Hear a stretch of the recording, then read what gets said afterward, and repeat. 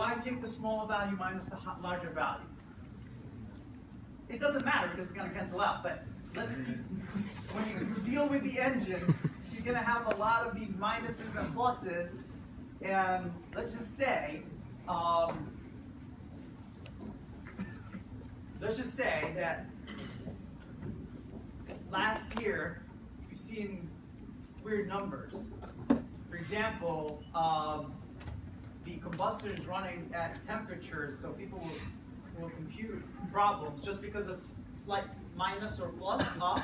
If they don't know the right direction, what happens is you end up with a temperature lower than ambient temperature in a combustor, which doesn't make any sense, right? Its temperature is supposed to be higher in a combustor. But if I don't keep my sort of coordinate system in check, it doesn't matter because it's going to cancel here. But let's keep it conventional. Okay, so what your colleague mentioned as H2A minus H1 is correct in terms of the delta H, but let's reverse it because why? H2A is down here, right? H2A. And H1 is right here. So if I take H2A minus H1, I'm going to get a minus value. Now, if you keep the same sequence in the bottom, yes, it can cancel out, but why not just repeat it right from the get-go?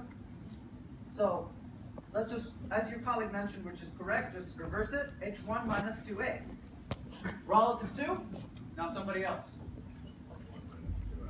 1 minus the isentropic process. Now why isentropic process? Because this is the ideal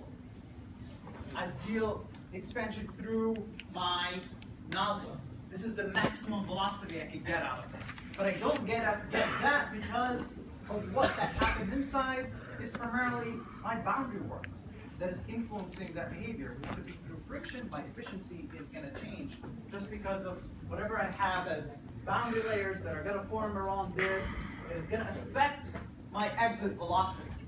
Although I'm computing the ideal, let's say this nozzle is a compression ratio or area ratio of 1 to 2. Okay, an inlet is 2 versus the outlet is 1. So if I'm coming in with 10 meters per second through this nozzle, I should get 20 meters per second as an exit. But I don't get 20 meters per second because there's probably friction inside that affects my overall efficiency. So does that make sense? Okay. So let's do a quick problem, a couple of problems, and we'll call it a day today. What?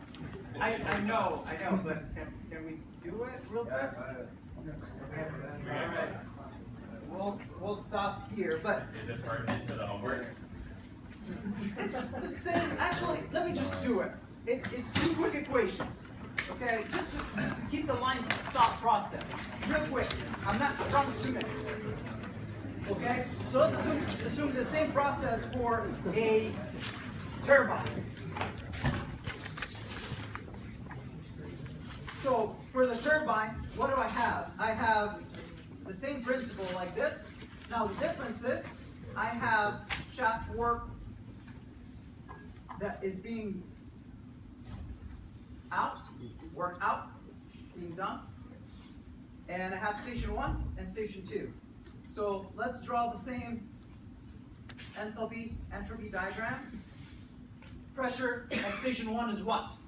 Higher, because it's a turbine. So what happens is expansion across there. So pressure is higher, so P1 is here, P2 is here. Oh, look at that, it's very similar to the nozzle. Going from station 1 to station 2, and up to isentropic, and then to actual. I'm going to revisit this next class, but let me just write it down so we keep it in the same thought process. So it's the same exact process as we did here, but the difference is now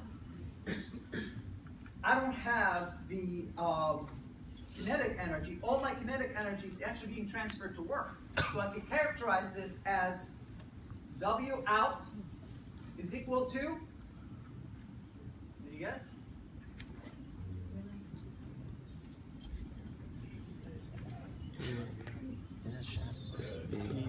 M dot. The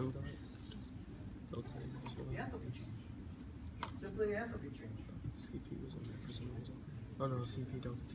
My work So M dot CP is delta being T. done. I've taken all my work and just channeled it through my chat, I no longer have a massive velocity change. I just have the rate of change across that turbine. So my work is simply the entropy change. And the same process, my enthalpy is going to be H1 minus, my efficiency is going to equal to my enthalpy of the actual process minus, divided by the isentropic process. And this has to be less than 1. So it's the same process as the nozzle. Now, what if I have a compressor? Does it make a difference? Well, it's reverse the process, right? Now a compressor goes the opposite. It goes this way. And the actual process will go this way. Efficiency difference now. It's the opposite. It's the isentropic, which doesn't take a lot of work, relative to the actual. So we'll revisit this next class. But there was some question here? Which H2 is that in totality?